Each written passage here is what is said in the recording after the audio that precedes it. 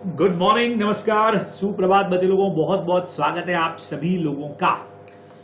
देखिए भाई, CA intermediate group first law, और जैसा आप लोगों को मैंने कहा था कि हम लोग करने वाले हैं इसके ऊपर जबरदस्त वाला रिवीजन। तो आप लोगों का सबसे ज्यादा डिमांड ये था कि सर नेगोशिएबल इंस्ट्रूमेंट एक्ट 1881 का कुछ कर दीजिए, उसका रिवीजन करवा दीजिए। तो चलिए आज हम स्टार्ट कर देते हैं बिल्कुल फटाफट से मेरे रिवीजन नोट्स के साथ में नेगोशिएबल इंस्ट्रूमेंट एक्ट 1881 का एक जबरदस्त धुआंधार वाला रिवीजन। अब देखो, ये रिवीजन उन्हीं लोगों के लिए हेल्पफुल रहने वाला है जिन्होंने एक बार नेगोशिएबल इंस्ट्रूमेंट पढ़ा हुआ है ना।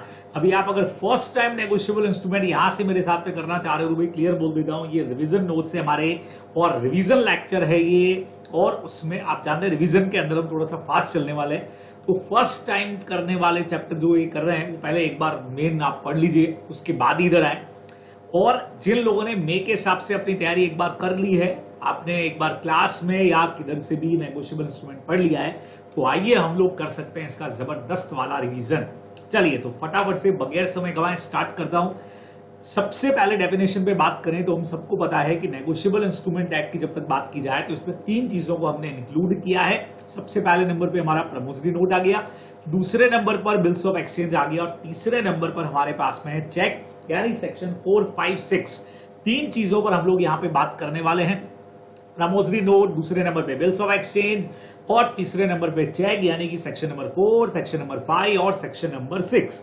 अब ये भी हमको पता होना चाहिए कि नेगोशिएबल इंस्ट्रूमेंट एक्ट हमारे ये जो तीनों ही हैं, ये आइदर बनेंगे या तो ऑर्डर पर और या फिर बनेंगे बेयरर पर। इन दोनों की मीनिंग्स भी आगे हम पढ़ लेंगे, लेकिन बेसिक आपको पता है जब किसी स्पेसिफिक नाम को आपने लिख दिया है कि इस पर्सन को पे करना है तो ऑर्डर इंस्ट्रूमेंट हो जाएगा। और अगर हमने ऐसा कोई स्पेसिफिक नाम नहीं लिखा है, जो होल्डर है is eligible to get the payment, तो उसको हम लोग बेयरर इंस्ट्रूमेंट बोलते हैं। आप लोगों को ध्यान में है। चलिए प्रमोजरी नोट की बात करें तो instrument in writing containing an unconditional undertaking signed by the maker to pay a certain sum of money only to a certain person or order of a certain person. Promissory note हमारा कभी भी bearer वाला नहीं बनता है। बराबर से प्रमोजरी note में स्पेसिफाई करना पड़ेगा किसी न किसी पर्सन का नेम। बराबर, तो बेयरर इंस्ट्रूमेंट हम लोग ये नहीं बनाते हैं। बहुत सिंपल है, जहां एक पर्सन दूसरे पर्सन को प्रॉमिस कर रहा है कि भाई मैं इतने टाइम के बाद इतना अमाउंट तुमको पे कर दूंगा, तो it is called simply promissory note. एक तरह से प्रॉमिस से बना है हमारा प्रमोजरी नोट। चलिए क्वालिटीज के ऊपर बात करें तो हमेशा रिटर्न के अंदर होना चाहिए, एक्सप्रेस प्रॉमिस होना चाहिए पे करने का। अगर आपने सिर्फ एक्नॉलेज करके दे दिया कि यस मैंने तुमसे पैसा उधार पे लिया है ना, I have received loan of ₹10,000 from you, तो ये कहना प्रमोजरी नोट में नहीं आएगा जब तक रीपे करने का उस लैंग्वेज से, प्रॉमिस वर्ड हो या नहीं हो, लेकिन कम से कम रीपे करने का इंटेंशन उसमें अपने को दिखना चाहिए। ये आप लोग ध्यान में रखेंगे। फिर डेफिनेट और सर्टेन प्रॉमिस होना चाहिए, साइंड बाय द मेकर होना चाहिए, अमाउंट उसमें सर्टेन होना चाहिए। आई प्रॉमिस टू पे ₹10,000 और 12,000 ऐसा नहीं चलेगा, अमाउंट सर्टेन होना चाहिए।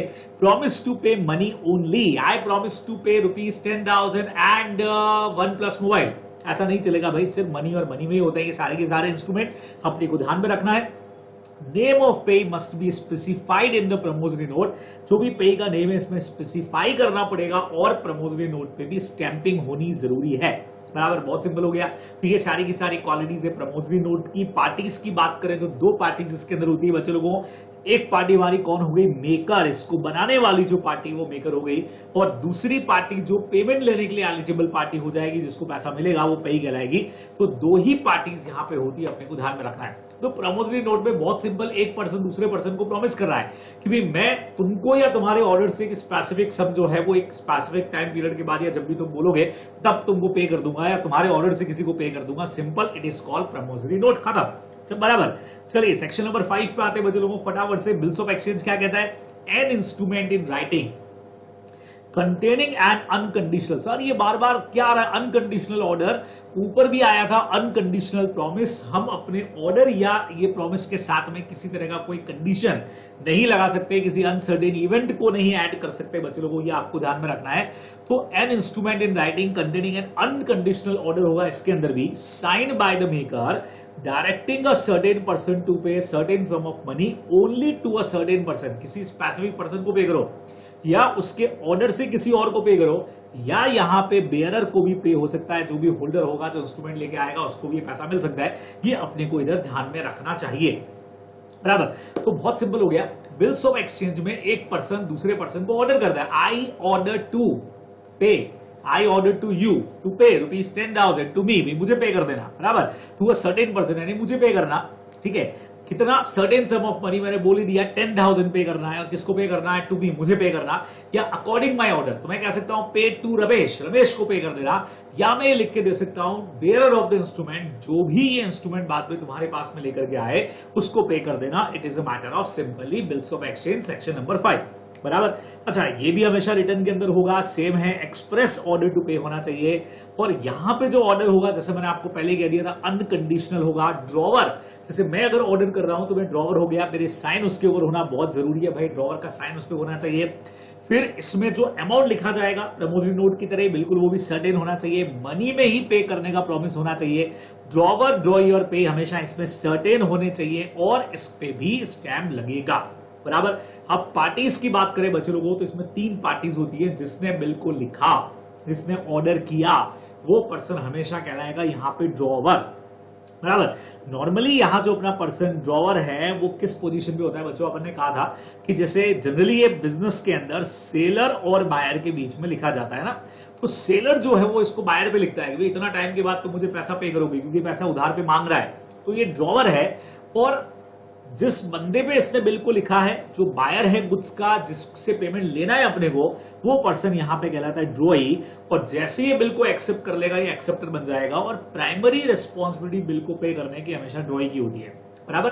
क्योंकि अगर आगे बिल को एंड्रोस कर दिया, तो आप लोग जानते हो सबसे पहले, जैसे सपोज करो कि यहाँ पे ए अपना ड्रॉई है, ये 3 लोगों के पास बिल है बच्चे लोगों, ये ड्रॉवर ने एक बिल को लिखा, ड्रॉई को दिया, ड्रॉई ने उस बिल को एक्सेप्ट करके वापस बी को दे दिया, और बी ने अपने क्रेडिटर सी को आगे एंडोर्स कर दिया। तो आप सब जानते हो कि ड्यू डेट पर सी ए पैसा सबसे पहले ए से मांगेगा, यानी ड्रॉई से।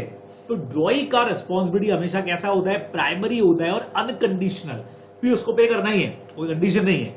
लेकिन अगर ड्रॉई ने पे नहीं किया तो फिर सी ए पैसा किससे डिमांड करेगा, बी से करेगा। इसीलिए ड्रॉवर का लायबिलिटी हमने यहां पे लिख दिया कि सेकेंडरी और कंडीशनल। कंडीशनल क्यों लिखा, कंडीशन क्या है, इफ ड्रॉई फेल्स टू पे, अगर ड्रॉई पे नहीं कर पाता है तो ड्रॉवर का रिस्पॉन्सिबिलिटी बनेगा, अदरवाइज नहीं। इसीलिए वहां हमने लिख दिया सेकेंडरी एंड कंडीशनल, जबकि ड्रॉई का रिस्पॉन्सिबिलिटी होगा प्राइमरी एंड अनकंडीशनल, अपने को ध्यान में रखना है। And the person to whom money is to be paid, the person, जिसको इस बिल में पैसा मिलने वाला है, वो ड्रॉवर खुद भी हो सकता है, या आगे जैसे मेरे एग्जांपल में सी वो बंदा हो गया जिसको आगे बिल अपन ने एंड्रोस किया, तो वो बंदा कहलाएगा पेई। ये अपने को ध्यान में रखना है, या एंड्रोजर और एंड्रोजी भी इनके नाम हो जाएंगे। बी यहाँ पे एंड्रोजर की तरह भी हो जाएगा, और सी यहाँ पे एंड्रोजी हो जाएगा। अब सी ने अगर ये बिल डी को ट्रांसफर कर दिया, तो सी एंड्रोजर और डी एंड्रोजी या पे, कुछ भी आप बोले, तो इसमें हमेशा 3 पार्टीज रहेंगी। ये अपने को ध्यान में रखना है, ड्रॉवर, ड्रॉई एंड पे, बराबर। क्योंकि इस बिल को एक्सेप्ट करवाने की जरूरत है, प्रमोजरी नोट में पे करने वाला खुद ही प्रॉमिस कर रहा है, प्रॉमिस टू पे, जबकि बिल्स ऑफ एक्सचेंज के अंदर आपको एक्सेप्ट करवाने की जरूरत पड़ती है, बराबर। वहां तो खुद ही बंदा पे कर रहा है, खुद ही प्रॉमिस कर रहा है, यहां पे आपको उसको ऑर्डर देकर उसकी एक्सेप्टेंस लेनी पड़ेगी। सो यहां पे एक और पार्टी अपनी ड्रॉइंग के नाम से ऐड होगी, ये आप लोग को ध्यान में रखना चाहिए। चलिए चेक पर बात कर लेते हैं बच्चे लोगों। चेक भी एक तरह का बिल्स ऑफ एक्सचेंज ही होता है, बस फर्क ये है कि चेक में एक्सेप्टेंस का जरूरत नहीं पड़ता है। ड्रॉई बैंक हमेशा, बैंक में पैसा होगा तो पे करेगी, और दूसरा चेक पर स्टैंप नहीं होता। तो बिल्स ऑफ एक्सचेंज हमेशा एक बैंकर पर लिखा जाएगा, और and not express to be payable otherwise than on demand. इसमें बाकी इंस्ट्रूमेंट की तरह टाइम नहीं होता कि आफ्टर 3 मंथ्स पे करना, आफ्टर 6 मंथ्स पे करना। ये तो इवन इसका तो एक्सपायरी पीरियड है, आप लोग जानते हो चेक का एक्सपायरी पीरियड नाउ टाइम कितना चल रहा है अपना, 3 मंथ्स का, है ना। तो 3 महीने में सामने वाले ने जब भी बिल को प्रेजेंट किया बैंक में, पैसा मिल जाएगा, बराबर। तो ये अपने को ध्यान में रखना है। तो बिल्स ऑफ एक्सचेंज है, स्पेसिफाइड बैंकर पे लिखा जाता है, और ये डिमांड पर ही होता है, और इसमें इलेक्ट्रॉनिक इमेज वाला चेक और ट्रंकेटेड चेक भी नाउ टाइम इंक्लूड है, बराबर। सर ये क्या होता है, बता रहा हूं अभी बच्चे लोगों। इसमें जिस पर्सन ने चेक को लिखा वो कहलाता है ड्रॉवर, बराबर। बहुत सिंपल कंसेप्ट हो गया। सपोज करिए यहां पर अगर मैं आपसे बात कर लूं चेक की, और मैं ये कह दूं कि भाई ये वाला जो हमारा चेक है वो चेक है एसबीआई का, बराबर, और अकाउंट होल्डर मैं हूं, यहां पे मेरे साइन है, तो बट ऑब्वियस मैं यहां पे कहलाऊंगा ड्रॉवर। बैंक, जिस बैंक में मेरा अकाउंट है, जिसमें से मैंने चेक दिया है, वो हमेशा ड्रॉई हमेशा बैंक रहेगी। और जिस बंदे का नाम यहां मैंने लिखा है कि भाई ये पे टू, पैसा किसको पे होना चाहिए, वो पर्सन मैं खुद भी हो सकता हूं। अगर मैं सेल्फ का चेक निकाल रहा हूं, आप लोग जानते हो या जिस भी बंदे का नाम यहां लिखा जाएगा वो बंदा कहलाएगा पेई, अपने को ध्यान में रखना है। इस बार प्राइमरी रेस्पॉन्सिबिलिटी सारी ड्रॉवर की है। जैसे मेरा अकाउंट एसबीआई में है तो एसबीआई वहां से पेमेंट तो कर रही है, लेकिन मेरे ही अकाउंट से मेरा ही पैसा पे हो रहा है। कल को अगर मेरे अकाउंट में पैसा नहीं हुआ और बैंक ने चेक डिसऑनर कर दिया तो केस बैंक पर नहीं होगा, वो मुझ पे ही होगा। इसीलिए लॉ ने लिखा है कि ड्रॉवर का लायबिलिटी हमेशा प्राइमरी और अनकंडीशनल होता है। ये आपको ध्यान में यहां पे रखना चाहिए, बराबर। जिस बैंक पर आपने लिखा हमेशा याद रखिएगा, यहाँ पे बैंक ही हमेशा ड्रॉई की जगह पे होगा, हमेशा अपने को याद रखना है। And person to whom money is to be paid is named in the cheque called as payee, बराबर। बहुत क्लियर है, क्लियर, सारी बातें हो गई। यहाँ पे भी 3 पार्टीज। अच्छा लोगों, वहां पे आया था ट्रंकेटेड चेक क्या होता है, देख लो फटाफट से। चेक का जब हम एक इलेक्ट्रॉनिक इमेज बनाते हैं, जब भी चेक क्लियरिंग के लिए जाएगा तो आजकल फिजिकल पे जाने की जगह पे उसका एक इलेक्ट्रॉनिक इमेज चला जाता है, बराबर से। जैसे आजकल आप लोग अपने डॉक्यूमेंट स्कैन करके भेजते हो ना, बिल्कुल वैसे ही। तो वो जो उसका क्लियरिंग सिस्टम के अंदर जो इलेक्ट्रॉनिक इमेज जाता है उसको हम लोग ट्रंकेटेड चेक बोलते हैं। बहुत सिंपल है, क्लियरिंग सिस्टम में ही काम आता है। सर इलेक्ट्रॉनिक चेक क्या होता है? नाउ टाइम आजकल फिजिकल चेक की जगह इलेक्ट्रॉनिक चेक भी होने लग गए, जिस पर डिजिटल साइन सिस्टम यूज हो जाता है, पर आप पेमेंट कर सकते हैं एक पर्सन से दूसरे पर्सन को। उसको हम लोग बोलते हैं इलेक्ट्रॉनिक चेक, बराबर। खत्म। सेक्शन नंबर 4, 5, 6 इधर खत्म हो गए। बच्चों अगला पॉइंट हमारे पास में फटाफट से क्लासिफिकेशन ऑफ नेगोशिएबल इंस्ट्रूमेंट, खट्टाखट धड़ाधड़ मेरे साथ तैयारी करते जाओ। सबसे पहले नंबर पे हमारे पास में आया बच्चों को ऑर्डर इंस्ट्रूमेंट क्या होता है। नेगोशिएबल इंस्ट्रूमेंट जिसको एक पर्टिकुलर पर्सन पर लिखा जाएगा, बिल्कुल। अगर मैंने लिख दिया आई order to pay ₹10,000 to Dipesh, तो मैंने नाम लिख दिया उसका, वो पर्सन का नाम स्पेसिफाई हो गया तो ऑर्डर इंस्ट्रूमेंट हो गया। और इसको आप ट्रांसफर कैसे करोगे? एंडोर्समेंट एंड डिलीवरी से। सर ये क्या होता है बच्चे लोगों? एंडोर्समेंट का मतलब जिस भी पर्सन का नाम मैंने लिख दिया, अब वो अगर आगे इसको ट्रांसफर करना चाहे तो अपने सिग्नेचर से करेगा, है ना। जैसे सपोज करो कि मैंने यहां पे लिख दिया कि भाई ये अमाउंट जो है वो आप पे करिए दीपेश को, मैंने नाम लिख दिया, this is called order instrument. अब दीपेश चाहता है कि इसका पेमेंट अगर आगे राजेश को हो जाए तो उसको एंडोर्समेंट करना पड़ेगा, यानी पे टू राजेश लिख करके दीपेश को यहां पे अपने सिग्नेचर डालने पड़ेंगे, दिस इज कॉल्ड एंडोर्समेंट, और उसको देना पड़ेगा, this is called endorsement and delivery. Bearer instrument क्या होता है? जहां पे एक्सप्रेसली लिख दिया जाए कि भाई बियरर को पे कर देना, कोई स्पेसिफाई पर्सन का नाम नहीं लिखा, जो भी ये इंस्ट्रूमेंट लेकर के आता है उसको पेमेंट कर देना, this is called simply bearer instrument. आप लोग ध्यान रखेंगे, ऑर्डर एंड बियरर, ठीक है। अच्छा, बाय चांस अगर किसी जगह पे ऑर्डर या बेरर वर्ड नहीं लिखा हुआ है, मिसिंग है, तो हम उसको हमेशा ऑर्डर इंस्ट्रूमेंट की तरह ही मान करके चलते हैं। उस इंस्ट्रूमेंट को आप लोग ध्यान में रखेंगे। चलो नेक्स्ट पे आते हैं बच्चों लोगों। डिमांड इंस्ट्रूमेंट क्या होता है? ऐसा इंस्ट्रूमेंट जिस पर कोई मैच्योरिटी डेट नहीं होती, जैसे अपना चेक होता है ना, वैसे जब भी सामने वाला डिमांड करेगा अपने को पे करना है, this is called demand instrument. Time instrument क्या होता है? जहां पे एक मैच्योरिटी डेट हम कैलकुलेट करते हैं। अब वो कैसा हो सकता है? कोई स्पेसिफिक डे हो सकता है कि भाई हम आपको पे करेंगे, मान लीजिए जैसे इस वक्त के अंदर अगर अप्रैल चल रहा है तो हमने मई का कोई डेट दे दिया, तो स्पेसिफिक डे हो सकता है। आफ्टर ए स्पेसिफाइड पीरियड, कि भाई आज हमने ऑर्डर दिया, आज से 30 दिन बाद आपको पे करना है, आफ्टर 30 डेज, आफ्टर 3 मंथ्स, कुछ भी हो सकता है। सर्टेन पीरियड आफ्टर साइट, हाँ सपोज करो फर्स्ट को मैंने एक बिल को लिखा और मैंने ये बोला कि भाई बिल को 1 को लिख दिया। अब आफ्टर साइट का मतलब दिखाने के बाद, तो 5 तारीख को आपने इसको दिखाया 5th ऑफ मई को, तो यहां से कैलकुलेशन अपना 2-3 महीने का चालू हो गया। अपने को ध्यान में रखना है क्या happening of an event which is certain to happen. ऐसा कोई इवेंट जो सर्टेन टू हैपन है, अपने याद है किया हुआ है, डेथ वाला इवेंट है अगर, तो सर्टेन टू हैपन है, उस पर्सन का डेथ हो गया तो उसके 1 महीना बाद में आपको पे कर दूंगा, वहां से अपने को 1 महीना कैलकुलेट करना रहेगा। तो this is called time instrument. तो जहां कोई टाइम नहीं दे रखा है वो डिमांड इंस्ट्रूमेंट हो गया, और जिधर पे टाइम दे रखा है वो टाइम इंस्ट्रूमेंट हो गया। ये आप लोग को ध्यान में रखना चाहिए। चलो मैच्योरिटी रूल्स बच्चे लोगों सबको आते हैं, बहुत अच्छी तरह से अकाउंट्स में लोग पढ़ के आए हो। 3 दिन का ग्रेस पीरियड देते हैं अपन लोग, बराबर। ग्रेस पीरियड 3 दिन का दिया जाएगा, और जो 3rd डे होगा, हाँ सपोज करो कि एक बिल हमने लिखा 15 जनवरी को 1 मंथ के लिए, तो 15 से 15 बराबर 15 फैब एंड 16, 17 और 18 फैब जो होगा, तीसरा दिन जो ग्रेस पीरियड का है वो मैच्योरिटी डेट माना जाएगा। अपने को ध्यान में रखना है। और उस दिन अगर पब्लिक हॉलीडे आ गया, छुट्टी आ गया, तो 1 दिन पहले का दिन लेना है। और अगर कोई इमरजेंसी आ गया, अचानक से छुट्टी आ गया, तो 1 दिन बाद का जो दिन है वो माना जाएगा मैच्योरिटी वाला। ये आपको ध्यान में रखना है, बराबर। अच्छा, अब जैसे मैंने बोला 15 जनवरी है, 1 महीने का बिल है, तो हमको नेक्स्ट के अंदर वही डेट ढूंढना है, 15 जैन से 15 फैब, कॉरेस्पॉन्डिंग डे। लेकिन अगर कोई बिल लिखा बच्चे लोगों 30 जैन को 1 मंथ के लिए, तो 30 फैब तो होना नहीं है, तो उस मंथ का जो लास्ट डे होगा 28 ऑफ फैब, वो हम ले लेंगे एज कॉरेस्पॉन्डिंग डे, और यहां से 3 डेज का कैलकुलेशन करेंगे। 3rd ऑफ मार्च हमारा डेट हो जाएगा। अच्छा, मंथ्स में आए और डेज में आए, जैसे 15 जनवरी से मैंने बोला था एक महीना, तो आपने 15 फैब ले लिया बराबर। लेकिन अगर यही 15 जन से 30 डेज होता बच्चों, तो ये 14 फैब को हमारा टाइम पूरा होता, प्लस 15, 16 और 17 फैब हमारा मैच्योरिटी डेट होता है। ये अपने को ध्यान में रखना था। तो सिंपल कैलकुलेशंस है। और इस बार के मेरे ख्याल से आरटीपी के अंदर भी ऐसा कोई कैलकुलेशन का क्वेश्चन भी है जो हम लोगों ने ऑलरेडी डिस्कस कर लिया है, वीडियो मैंने डाला हुआ है, और आरटीपी का जो लिंक है वो भी मैं आपके साथ में शेयर कर दूंगा। एमटीपी भी एक हम लोग कर चुके हैं बराबर। चलिए, हाँ, इनलैंड इंस्ट्रूमेंट और फॉरेन इंस्ट्रूमेंट बच्चों बहुत सिंपल है। ऐसा इंस्ट्रूमेंट जो इनलैंड इंस्ट्रूमेंट होगा, अगर उसको ड्रॉ, इस पे भी क्वेश्चन था इस बार, इट इज ड्रॉ और मेड इन इंडिया बराबर, एंड पेबल इन इंडिया, साथ में इंडिया में पेबल होना चाहिए या पर्सन रेजिडेंट इन इंडिया होना चाहिए। मतलब बच्चों फर्स्ट रिक्वायरमेंट एंड से पहले वाली तो कंपलसरी, ये पहली रिक्वायरमेंट कि ऐसा बिल, जैसे लिखा हुआ है कि भाई क्वेश्चन में बिल ड्रॉ किया मुंबई के अंदर, तुम्हारी पहली कंडीशन पूरी। अब पेबल भी वो मान लीजिए चेन्नई के अंदर है, दूसरी कंडीशन भी पूरी, लेकिन पर्सन जो है वो यूएस से रहता है, भले रहता होगा। फर्स्ट कंडीशन के साथ इन दो कंडीशन, बच्चे लोगों यहां दो कंडीशन है, it is payable in India या drawn on a person resident in India. इन दो में से कोई भी एक कंडीशन पूरी चाहिए, बिकॉज यहां पे और लगा हुआ है, और फर्स्ट वाली कंडीशन कंपलसरी चाहिए, तो बिल होगा इनलैंड बिल। और जो बिल इनलैंड वाला नहीं है वो फॉरेन बिल होगा। सपोज करो एक लिखा हुआ है कि एक बिल को ड्रॉ किया है लंदन में, ठीक है, लंदन में उस बिल को ड्रॉ किया गया बराबर, लेकिन पेबल जो है वो दिल्ली के अंदर है और पर्सन भी दिल्ली गई है, लेकिन फिर भी ये बिल फॉरेन बिल होगा बच्चे लोगों, क्योंकि पहली condition he draw made in India की जगह पे वो लंदन के अंदर है, यूके के अंदर है, इस वजह से ये बिल इनलैंड नहीं होगा, फॉरेन बिल होगा। अपने को ध्यान में रखना है, ठीक है। बहुत मोस्ट इंपॉर्टेंट पॉइंट हमारा आता है इनकम्प्लीट बिल वाला।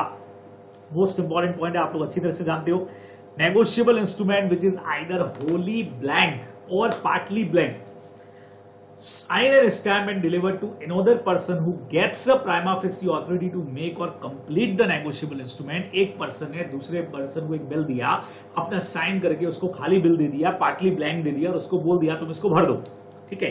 तो ऐसे केस में बच्चे लोगों सामने वाला कितना अमाउंट भर सकता है, जितना उसको ऑथोराइज किया था। He can recover only such amount as he was authorise to fill. लेकिन आप लोग सब जानते हो, अगर ये बिल एचडीसी के हाथ में आ गया, मीनिंग एचडीसी का हम आगे पढ़ेंगे, लेकिन बेसिक आप लोग सब जानते हो, होल्डर इन ड्यू कोर्स, जिसके पास में सुप्रीम पावर यहां पे उदय, अगर ये बिल उसके हाथ में चला गया तो वो जितना अमाउंट के लिए होल्डर ऑथोराइज था उससे ज्यादा, जितना भी स्टैम्प की वैल्यू तक का अमाउंट है उतना रिकवर कर सकता है। हमारा एक पुराना एग्जाम्पल था बच्चे लोगों, आपको एग्जाम्पल भी साथ में समझा देता हूं।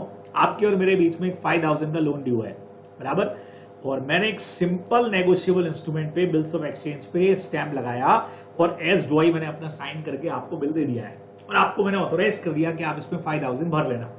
अब स्टैम्प की वैल्यू के हिसाब से आप इसमें 10,000 रुपया तक भर सकते थे, और आपने एक्चुअल में 10,000 इसमें फिल कर दिया, ये पूरा बिल खाली पड़ा है, मेरे साइन है। अब ऐसे में अगर आप मेरे अगेंस्ट में आपको 10,000 नहीं दूं और आप मेरे अगेंस्ट कोर्ट पे केस करते हैं, और मैंने प्रूव कर दिया कि आपके और मेरे बीच का रियल ट्रांजैक्शन 5,000 ही था, तो you can recover only 5,000 from me. भले ही बिल 10 का है, लेकिन आप 5,000 से ज्यादा मुझसे रिकवर कर ही नहीं पाओगे बराबर। लेकिन किंतु परंतु अगर आपने 10,000 लिख करके इस बिल को आगे अपने किसी क्रेडिटर को एंडोर्स कर दिया है, उसको दे दिया है, और उसने बेचारे ने गुड फेथ में एसडीसी बन के बिल को ले लिया, तो मुझे उस बंदे को पूरा 10,000 रुपया देना पड़ेगा। हालांकि मैं एक्स्ट्रा फाई आपसे रिकवर कर लूंगा, लेकिन उसको एचडीसी को मैं कुछ नहीं बोल सकता, उसको मुझे पूरा 10,000 रुपया देना पड़ेगा। ये अपने को इधर ध्यान में रखना चाहिए, देना ही पड़ेगा बराबर। लेकिन अब ध्यान से सुनो, बाई चांस मैंने कहा स्टैम्प की वैल्यू 10,000 तक थी और आपने यहां 1 लाख रुपया लिख दिया, तो ये bill absolutely nil and void हो जाएगा। ये मत समझ लेना कि सर 1 लाख लिख दिया तो भी 10,000 रुपया तक तो आप रिकवर कर सकते हो ना, जी नहीं। स्टैम्प की वैल्यू से अमाउंट ऊपर जाते ही ये बिल हो जाएगा एकदम जीरो, निल एंड वॉइड, क्योंकि उसका वैल्यू ही खत्म हो गया, और यहां फिर एचडीसी के पास भी कोई पावर नहीं है। तो एचडीसी रिकवर करेगा होल अमाउंट जो वहां लिखा हुआ है, लेकिन जो स्टैम्प से ज्यादा का अमाउंट है वो नहीं। इसका मतलब क्या हो गया, वो बिल ही जीरो हो जाएगा, तो फिर आप कुछ पैसा रिकवर नहीं कर पाओगे। तो ये अपने को ध्यान में रखना है। तो एग्जाम के हिसाब से क्वेश्चन बन सकता है बच्चे लोगों, मोस्ट इंपॉर्टेंट है, सेक्शन नंबर 20 जरूर पढ़ के जाना है। एम्बिगियस बिल क्या होता है, ऐसा इंस्ट्रूमेंट जिसमें प्रमोजरी नोट की क्वालिटीज भी हो और साथ में बिल्स ऑफ एक्सचेंज भी हो बराबर। तो होल्डर चाहे तो उसको बिल्स ऑफ एक्सचेंज माने, चाहे तो प्रमोजरी नोट माने। बेस्ट एग्जाम्पल है बैंक ड्राफ्ट। अब बैंक ड्राफ्ट में एक बैंक अपनी ही दूसरी, बैंक ड्राफ्ट में क्या होता है, एक बैंक का ब्रांच, जैसे जोधपुर का ब्रांच है, वो अपने ही बैंक की दूसरी ब्रांच को ऑर्डर करती है पेमेंट करने के लिए। तो एक तरह से जैसे एसबीआई है, अब एसबीआई का जोधपुर ब्रांच कानपुर ब्रांच को ऑर्डर कर रहा है कि भैया आईसीआई को इतना फीस का पैसा दे देना, समझो अगर आपने ड्राफ्ट भेजा है तो है तो दोनों एसबीआई, तो एक तरह से एक पर्सन एसबीआई खुद को ही ये ऑर्डर कर रही है। एसबीआई का एक ब्रांच दूसरे ब्रांच को ऑर्डर करने का मतलब एसबीआई खुद से खुद ही को ऑर्डर कर रही है। तो बच्चा खुद को ऑर्डर करना, जैसे मैं अपने आप को ऑर्डर करता हूं, मैं अपने आप को ऑर्डर करता हूं कि मैं आपको 10,000 रुपया दूंगा, तो एक तरह से ये तो प्रॉमिस की तरह हो गया कि मैं प्रॉमिस कर रहा हूं कि मैं आपको 10,000 रुपया दूंगा। इट मींस ये प्रमोजरी नोट की क्वालिटी रखता है, लेकिन लैंग्वेज से बिल्स ऑफ एक्सचेंज लगता है। This is called ambiguous. का मतलब ये होता है कि कंफ्यूजिंग है कि हम इसको प्रमोजरी माने या बिल्स ऑफ एक्सचेंज माने, तो इसको हम एम्बिगियस बिल बोलते हैं बच्चों। बैंक ड्राफ्ट बेस्ट एग्जाम्पल है, इसका आपको ध्यान में रखना है। अगर किसी बिल के साथ में document of title like railway receipt हो गया, बिल ऑफ लीडिंग, सोगा में आप पढ़ गया है, वो सब अगर अटैच कर दिए आपने तो this is called documentary bill, क्योंकि बिल्स ऑफ एक्सचेंज भी सेलर से बाहर को जाता है, डीओटी यानी डॉक्यूमेंट ऑफ टाइटल भी सेलर से बाहर को जाते हैं। तो अगर दोनों साथ में अटैच करके भेजे हैं this is called documentary bill, और अगर आपने सिर्फ बिल्स ऑफ एक्सचेंज भेजा है साथ में डीओटी अटैच नहीं किए हैं तो this is called clean bill. ये आप लोग को ध्यान में रखना है। तो बहुत सिंपली ये आपके यहाँ आकर के जो भी आप कह सकते हो types of bills of exchange जो है जितने भी हो सकते थे, टाइप्स ऑफ डॉक्यूमेंट्स, वो भी हमने यहाँ आकर के पढ़ लिए। चलिए अगले सेक्शन की तरफ बढ़ते हैं बच्चे लोगों। हमारा अगला सेक्शन है एक्सेप्टेंस का। चलिए तो फटाफट से एक्सेप्टेंस वाले सेक्शन की तरफ बढ़ जाते हैं। किधर गया भाई, किधर गया, ये रहा। चलिए अब आप लोग जानते हो ये जो वर्ड एक्सेप्टेंस वाला है ये सिर्फ और सिर्फ यूज होगा कहां पे जब बिल्स ऑफ एक्सचेंज की बात कर रहे हो, क्योंकि प्रमोसरी नोट के अंदर अपने को एक्सेप्टेंस नहीं चाहिए होता है, एज वेल एज प्रमोसरी नोट में तो नहीं चाहिए, साथ साथ में चेक में भी एक्सेप्टेंस का जरूरत नहीं पड़ता है बच्चों। तो बहुत क्लियर हो गया। ड्रॉई साइन, अब इसमें बिल्स ऑफ एक्सचेंज में चाहिए ड्रॉई उस पर साइन कर दे और उसको होल्डर को डिलीवर कर दे, बराबर। अब साइन में आप चाहो तो एक्सेप्टेड वर्ड लिखो या नहीं लिखो चलेगा, खाली उसके साइन ड्रॉई के उसकी जगह पे होने चाहिए। और आफ्टर एक्सेप्टेंस हमारा जो ड्रॉई है वो बन जाएगा एक्सेप्टर। अपने को ध्यान में रखना है। अब दो बहुत कमाल के वर्ड आ रहे हैं बच्चों, एक हमारा होल्डर आ गया, एक हमारा एसडीसी आ गया, और एसडीसी के प्रिविलेजेस आ गए जो कि बहुत कमाल के हैं। तो सबसे पहले होल्डर की बात कर लेते हैं। He must be entitled to. अब होल्डर कौन होता है? जो बिल को आजकल इन पे बहुत क्वेश्चन बन रहे हैं, इवन आरटीपी एमटीपी सब जगह पे है कि भाई आप चेक करके बताओ कि ये बंदा होल्डर है कि नहीं है, ये बंदा एसडीसी है कि नहीं है। तो ऐसा बंदा जो बिल को अपने नाम में रख सकता हो और अपने नाम से पैसा रिकवर करने का राइट रखता हो वही होल्डर कहलाएगा। अगर एक बेयरर इंस्ट्रूमेंट किसी चोर को मिल गया या रास्ते में पड़ा हुआ मिल गया या मैंने अपने सर्वेंट को बिल दिया संभाल के रखने के लिए, तो भी वो लोग होल्डर नहीं कहलाएंगे, बिकॉज एक तो अपने नाम में नहीं रख सकते, दूसरा अपने नाम में रख भी ले, फ्रॉड करके ले भी ले, तो भी अपने नाम से पेमेंट करने का राइट उनके पास में नहीं है। सो दे आर नॉट होल्डर्स, बराबर। तो होल्डर का मतलब जिसके नाम पे बिल हो और जो अपने नाम से पैसा ले सकता हो। अब इससे भी बढ़िया होता है एचडीसी। अपना एचडीसी बनने के लिए पहले तो होल्डर बनना जरूरी है, मतलब ये दो क्वालिटीज तो चाहिए। उसके अलावा आपने कंसिडरेशन पे किया है, गिफ्ट वगैरह में नहीं मिला है, फोगट में नहीं मिला है, बाकायदा आपने पैसा पे किया है। तीसरा, ये आपने मैच्योरिटी से पहले लिया है। कई बार क्या होता है बच्चों, मैच्योरिटी के बाद भी अगर बिल का पेमेंट नहीं हुआ है तो मैच्योरिटी डेट के बाद भी वो आगे एंडोर्स हो जाता है, ठीक है ना। लेकिन वो बंदा होल्डर तो बन जाएगा लेकिन कभी भी एचडीसी नहीं बनेगा। और ये बिल्स ऑफ एक्सचेंज आपने लिया है या डॉक्यूमेंट आपने लिया है गुड फेथ में, बराबर, बिना किसी नेग्लिजेंसी के।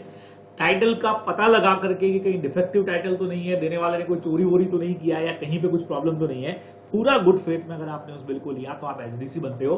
तो एक तो आप होल्डर होने चाहिए, दूसरा कंसिडरेशन होना चाहिए, तीसरा गुड फेथ होना चाहिए, और मैच्योरिटी से पहले अगर आपने बिल को लिया है तभी आप एचडीसी की कैटेगरी के अंदर आते हैं। ये आप लोग को इधर ध्यान में रखना चाहिए, बराबर। अब बच्चे लोगों, एचडीसी को पूरे लॉ ने बहुत जबरदस्त वाले पावर्स दे के रखे हैं। और ये पूरा का पूरा जो टॉपिक है वो एग्जाम के हिसाब से मैंने आपको कहा भी था कि मोस्ट इंपॉर्टेंट टॉपिक बनता है। इस पर अपने नोट्स में कई सारे क्वेश्चंस मैंने दे के रखे हुए हैं, अलग से सवाल जवाब वाली बुक में तो है ही है, उसके अलावा हमारे मेन नोट्स की बुक के अंदर भी वहां मैंने कुछ क्वेश्चंस दे रखे हैं।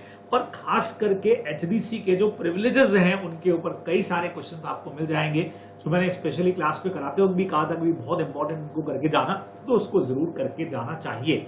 चलिए, अगर आप मुझे ऐसा कहेंगे कि भाई मतलब ये तो मैं रिवीजन आपको करा ही रहा हूं, लेकिन अगर आप लोगों का ये मानना रहता है कि सर एक बार सारे इंपॉर्टेंट क्वेश्चंस का भी प्रैक्टिस करा दीजिए, तो आप बिल्कुल मुझे कमेंट बॉक्स में बताना, तो मैं यहाँ पे इंपॉर्टेंट क्वेश्चंस के ऊपर भी एक वीडियो पूरा आपके लिए बना करके दे दूंगा, जिसमें ये सारे के सारे सेक्शंस के क्वेश्चन भी कवर हो जाएंगे। लेकिन यहाँ हम लोग बात कर रहे हैं इस वक्त सिर्फ और सिर्फ रिविजन पर। चलिए, तो हर prior party negotiable instrument is liable to HDC. हम जानते हैं कि अगर बंदा एचडीसी है तो अपनी हर प्रायर पार्टी से वो पैसा रिकवर कर सकता है, ठीक है। एक एचडीसी से बिल लेने वाला खुद भी एचडीसी होता है। अगर मैं एचडीसी हूं तो मुझसे आगे जो बिल लेगा, जब तक उसने खुद ने फ्रॉड नहीं किया हो या वो खुद ने बदमाशी नहीं किया हो, तब तक एचडीसी से बिल लेने वाला पर्सन जो है वो भी एचडीसी कहलाता है। ये पॉइंट आप लोग बहुत अच्छी तरह से जानते हो, ठीक है। हम लोगों ने इसके ऊपर एक क्वेश्चन किया रहेगा। क्वेश्चन हमारा ये था कि बी ने ए से एक बिल लिया फ्रॉड करके, मतलब बी ने फ्रॉड किया है और ए से बिल साइन करवा लिया और उसने आगे सी को दे दिया। सी ने बेचारे ने गुड फेथ में ले लिया, उसको नहीं पता कि बी ने ए के साथ चीटिंग करके बिल्कुल लिया और ये एचडीसी है। तो बच्चे लोगों, अगर ये अब बी जो है वो ड्यू डेट पे ए से पैसा रिकवर नहीं कर पाएगा क्योंकि ये तो होल्डर भी नहीं है, क्योंकि फ्रॉड करके इसने बिल्कुल लिया तो अपने नाम से लेने का राइट भी नहीं रखता है। लेकिन सी ने चूंकि एचडीसी की सारी रिक्वायरमेंट पूरी कर दी तो एचडीसी है, और सी से आगे बिल को जो भी लेगा, डी ई एफ जो भी आगे होंगे वो सारे भी एचडीसी होंगे। लेकिन अगर मान लो सी से डी ने लिया, एचडीसी हो गया। अब डी से बिल आगे ई के पास गया, अब ई ने फ्रॉड करके डी के साथ फ्रॉड करके बिल को लिया, तो फिर ये एचडीसी नहीं होगा। बच्चों अपने को ध्यान रखना है। बाकी एचडीसी से बिल लेने वाला आगे भी एचडीसी होता है। क्लास में पढ़ाते हुए मैंने कहा था कि भैया holder in due course like अ गंगा जल, है ना। एक बार इसके हाथ से बिल आकर के निकल गया तो पुराने जितने पाप रहेंगे वो सारे के सारे पाप मुक्त हो जाएगा, ये सेफ हो जाएगा। आगे वापस अगर कुछ फ्रॉड आता है तो फिर से एचडीसी चाहिएगा अपने को, ठीक है। No prior party can set up a defence that negotiable instrument was drawn made and draws without any consideration. बच्चे लोगों, ऐसे तो एकोमोडेशन बिल इस वक्त है नहीं हमारे पास में, लेकिन आप लोगों ने पढ़ा हुआ है हेल्प करने के लिए एक बिल लिखा जाता है। आपकी हेल्प करने के लिए मैंने एक बिल को लिख दिया, एक्सेप्ट करके आपको दे दिया। अब आपने उसको बैंक से एंडोर्स करवा लिया। जरूरत ये थी कि आप मुझे पैसा वापस देते जो मैं बैंक को देता, बराबर ना। तो अगर आपने मुझे पैसा नहीं भी दिया तो भी बैंक मुझे रिस्पॉन्सिबल कर सकती है, क्योंकि बैंक यहाँ पे होल्डर इन ड्यू कोर्स है। मैं यहाँ पे कहीं पर भी कोई प्रायर पार्टी ये नहीं कह सकती कि हमने ये बिल विदाउट कंसिडरेशन लिखा था, हमने ऐसे ही लिख दिया था, ठीक है। एक बार अगर बिल एचडीसी के हाथ पे पहुंच गया तो फर्स्ट पॉइंट आप पढ़ चुके हो, वो अपनी हर प्रायर पार्टी से अमाउंट रिकवर कर सकता है। ये आप लोग को इधर ध्यान में रखना चाहिए, बराबर, clear. Next, no prior party can set up a defense that a negotiable instrument was lost or obtained from him by any offense or fraud। Same बात बच्चे लोगों, मैंने एक जने के सर पे रिवॉल्वर लगाया और उसको बोला बिल को साइन कर, नहीं तो गोली ठोक दूंगा तेरे सर में। उसने बेचारे ने फटाफट से बिल्स ऑफ एक्सचेंज साइन करके मुझे दे दिया। अब मैंने यहाँ पे फ्रॉड किया है, मैं एचडीसी तो नहीं हूं, लेकिन मैंने इस बिल को जिसको आगे एंडोर्स किया उसने गुड फेथ में भरोसा करके फुल कंसिडरेशन देके मैच्योरिटी से पहले बिल को ले लिया, तो वो बंदा यहाँ पे बन जाएगा एचडीसी, वो बंदा एचडीसी बन गया, ठीक है। अब ड्यू डेट पर जब ड्रॉई से पैसा मांगा जाएगा, ड्रॉई कह रहा है सर मेरे साथ फ्रॉड किया या रिवॉल्वर लगाया, कोर्जन यूज किया, लॉ कहता है एचडीसी के अगेंस्ट में आपके आर्ग्यूमेंट काम नहीं करेंगे, उसको तो आपको पैसा देना ही पड़ेगा। हाँ, फिर भले ही आप जिसने फ्रॉड किया या जिसने अनलॉफुल मींस यूज किया उसके अगेंस्ट केस करो, लेकिन एचडीसी को पैसा देना पड़ेगा। ये डिफेंस भी काम नहीं आएगा, बराबर। HDC gets a valid title to the negotiable instrument though the title of transferor was defective। हम पहले बात कर चुके हैं, इसी एग्जांपल में आपको मैं समझा चुका हूं। देने वाले का भले ही टाइटल डिफेक्टिव है, लेकिन लेने वाले ने वो चारों कंडीशंस पूरी कर दी तो HDC होगा। आपने को ध्यान में रखना है। No prior party can challenge that negotiable instrument was deliver conditionally और स्पेसिफिक पर्पस। जैसे मैंने अपने किसी सर्वेंट को एक बिल दिया जिसको बिल्स ऑफ एक्सचेंज आगे एंडोर्स करने का राइट दिया हुआ है, लेकिन फिलहाल मैंने उसको बोला था कि भाई इस बिल को सिक्योरिटी में रख देना अंदर, उसने लेके मेरे नाम से आगे किसी को एंडोर्स कर दिया और एचडीसी के पास पहुंच गया, तो हम ये आर्ग्यू नहीं कर सकते कि नहीं हमने तो किसी पर्पस के लिए दिया था या कंडीशनली दिया था। वो बिल एचडीसी के हाथ में अगर गया तो वो पेमेंट लेने के लिए एलिजिबल हो जाएगा। ये चीजें आपको एचडीसी के प्रिविलेजेस में हमेशा ध्यान में रखना चाहिए, बराबर, ध्यान रखोगे, जबरदस्त पॉइंट है। और HDC can claim full amount of incomplete, अपन पढ़ चुके हैं अभी सेक्शन 20 अपन ने पढ़ा था ना इनकम्प्लीट बिल वाला, स्टैम्प की वैल्यू तक का जो भी पैसा है वो एचडीसी रिकवर कर पाएगा, उससे ज्यादा अगर है तो पूरा बिल इनवैलिड हो जाएगा, अपन ने पढ़ा, वो भी एचडीसी के पावर के अंदर था। लेकिन बच्चे लोगों को ध्यान रखिएगा, इन पर क्वेश्चन बहुत बन रहे हैं इन दिनों के अंदर।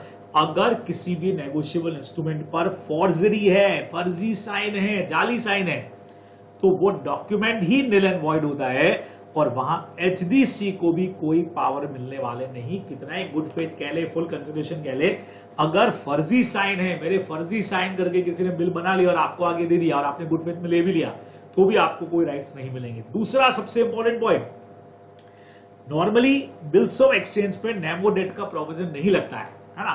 भाई नेमो डेट क्या था, no one can transfer better title as himself है। अगर आपके पास अच्छा नहीं है तो आप अच्छा दे नहीं सकते, लेकिन एनआईए उसका एक्सेप्शन था लेकिन ये वाला प्रिंसिपल लगेगा अगर किसी चेक में नॉट नेगोशिएबल क्रॉसिंग दे रखी है बच्चे लोगों। चेक में अगर किसी ने क्रॉसिंग करते वक्त यहां पे नॉट नेगोशिएबल लिख दिया तो फिर एचडीसी को भी इसमें पावर नहीं मिलेगी। Even though the cheque in the hands of HDC, तो भी उसको राइट नहीं मिलेंगे, रूल एप्लीकेबल होगा। अब सर ये नॉट नेगोशिएबल क्रॉसिंग क्या होती है बच्चे लोगों, विल बी डिस्कस लेटर। इसी रिवीजन सीरीज के अंदर आगे जब हम चेक्स के ऊपर बात करेंगे तो ये वाला पॉइंट वहां पे कवर हो जाएगा, तो वहां पर इसको पढ़ लेंगे, टेंशन लेने का जरूरत अपने को नहीं है। चलो नेक्स्ट पे आते हैं। नेक्स्ट क्या बोला है, नेगोशिएशन का मतलब क्या होता है, नेगोशिएशन का एक्ट का नाम ही यही है, एक पर्सन से दूसरे पर्सन को बिल ट्रांसफर करना, दिस इज कॉल्ड नेगोशिएशन। अब नेगोशिएशन के तरीके अगर बेयरर इंस्ट्रूमेंट है तो बस डिलीवर कर दो, ये ले भाई तेरा, तू ले तेरा, तू ले तेरा, ये हो गया आगे डिलीवरी से ट्रांसफर। लेकिन अपन पढ़ चुके हैं अगर ऑर्डर इंस्ट्रूमेंट है, जैसे मैंने दीपेश का नाम लिख दिया है, तो वो आगे नेगोशिएट करे तो उसको एंडोर्समेंट करना पड़ेगा, उस पर अपने साइन करके फिर डिलीवर करना पड़ेगा। ये आप लोग ध्यान रखने वाले। सर एंडोर्समेंट का मतलब क्या होता है, आ जाओ, साइनिंग ऑन द फेस और बैक ऑफ नेगोशिएबल इंस्ट्रूमेंट। जो नेगोशिएबल इंस्ट्रूमेंट मेरे पास है, अगर मैं चाहता हूं उसको दीपेश को ट्रांसफर करूं तो मैं उसके फेस पर, उसके बैक साइड में बहुत ज्यादा एंडोर्समेंट हो चुके हैं तो साथ में एक स्लिप अटैच करके वहां अगर मैं किसी का नाम लिख दूं to the negotiable instrument by holder, at present holder मैं हूं ना, तो अगर उसको मैं आगे नेगोशिएट करने के पर्पज से उस पर साइन कर देता हूं अपने, जैसे मैंने लिख दिया था पे टू दीपेश और अपने साइन कर दिए, तो this is called simply endorsement. इसको अपन एंडोर्समेंट करना बोलते हैं बच्चे लोगों, ये अपने को ध्यान में रखना चाहिए। अब एंडोर्समेंट के हमारे बहुत सारे तरीके हैं, दो हमारे वही हो गए। अगर मैंने बगैर किसी का नाम लिखे साइन कर दिया तो this is called blank endorsement. अब ब्लैंक वाली जगह पे अगर किसी का नाम लिख दिया गया, this is called full endorsement. तो ये बेरर की तरह हो गया। अगर आपने एंडोर्स किया, जैसे मेरे नाम पे बिल था और मैंने पे टू लिख के नाम खाली छोड़ दिया है, तो बेरर इंस्ट्रूमेंट हो गया, यानी ब्लैंक हो गया। और अगर किसी स्पेसिफिक पर्सन का नाम लिख दिया जाता है तो वो फुल एंडोर्समेंट हो जाएगा या ऑर्डर इंस्ट्रूमेंट हो जाएगा। ये अपने को ध्यान में रखना चाहिए। बराबर क्लियर है, एकदम आसान। रेस्ट्रिक्टिव क्या होता है, अगर मैं लिख दूं पे टू दीपेश ओनली, तो ये आगे नेगोशिएट नहीं होगा, सिर्फ दीपेश को पे होगा। This is called restrictive endorsement, जहां फर्दर नेगोशिएशन पे आपने रोक लगा दिया। ठीक है।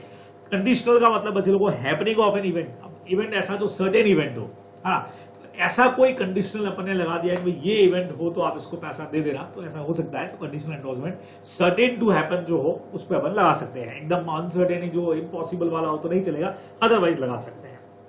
पार्शियल एंडोर्समेंट बच्चे लोगों, पार्शियल का मतलब जैसे 10,000 का एक बिल मेरे पास में है, मैं उसका डॉर हूं और मैं चाहता हूं कि उसको 5,000 के लिए अपने दो क्रेडिटर को मैं एंडोर्स कर दूं पार्टली, तो लॉ कहता है an endorsement which pretend to transfer only a part of the amount, उसका खाली एक अमाउंट ट्रांसफर करूं, बाकी अपने पास रखूं, या दो लोगों को 5,000 के लिए एंडोर्स करूं, लॉ कहता है partial endorsement is not valid at law. अगर पूरा 10,000 का बिल है तो एक साथ पूरे 10,000 के लिए एंडोर्स होगा, पार्टली एंडोर्समेंट हमारे यहाँ पे वैलिड नहीं है। बराबर। चलिए, सेंस रिकॉर्ड्स बहुत इंपॉर्टेंट है बच्चों। In this endorsement the holder does not incur any liability on the bill as on endorser. अपन पढ़ चुके हैं इसको। अगर कोई पर्सन ए ने बी को बिल दिया, बी ने सी को दिया, सी ने डी को दिया, डी ने ई को दिया। अब आप जानते हो ई हमारा एसडीसी है, वो डी सी बी ए सबसे ले सकता है, डी यहाँ पे सी बी और ए से ले सकता है, सी यहाँ पे बी और ए से पैसा ले सकता है। अगर बी ने बिल आगे एंडोर्स करते वक्त लिख दिया है सेंस रिकॉर्ड्स, मतलब विदाउट माई लायबिलिटी, कल को अगर बिल डिसऑनर भी हो गया तो I have right to recover from D और C as well as from A. लेकिन बी को आप रिस्पॉन्सिबल नहीं कर पाओगे क्योंकि उसने सेंस रिकॉर्ड्स लिख करके अपने आप को लाइबिलिटी से कर दिया है एब्सोल्युटली फ्री। ये आपको सेंस रिकॉर्ड्स में याद रखना है। बराबर। फिर से बता देता हूं बच्चों, ये डिटेल लेक्चर नहीं है हमारा। बराबर, डिटेल में हम लोगों ने सेंस रिकॉर्ड से बात कर रखा है। ये हमारा रिवीजन चल रहा है जिससे आपको याद आ जाए कि हाँ भाई सेंस रिकॉर्ड्स में क्या था। नाउ सेंस पेरिस क्या है? In this endorsement, endorser does not want to endorse or any subsequent holder to incur any expenses on his account on the instrument। समझिएगा, सेंस पेरिस का मतलब एंडोर्स करने वाला ये नहीं चाहता है कि आगे का कोई एक्सपेंडिचर आप बियर करो, है ना। कल को बिल डिसऑनर हो गया, जैसे सेम यहां हुआ। अब यहाँ बी ने अपने नाम के साथ में सेंस रिकॉर्ड्स की जगह लिख दी है सेंस पेरिस, तो वो क्या कर रहा है कि कल को अगर बिल डिसऑनर होता है तो जो भी एक्सपेंसेस रहेंगे डिसऑनर के, वो आपको आगे बियर करने का जरूरत नहीं है ना। जनरली ये होता है ना कि बियर वही लोग करते हैं, ये कह रहा है वो सारे एक्सपेंडिचर मैं बियर करूंगा, आपको वो एक्सपेंडिचर आगे बियर करने का जरूरत नहीं रहेगा। देखो लिखा है, क्लियर बोल दिया, in this endorsement endorser does not want to endorse or any subsequent holder to incur any expenses on his account on the instrument, कि भाई आपको कोई भी इस तरह का एक्सपेंडिचर करने का जरूरत नहीं पड़ेगा।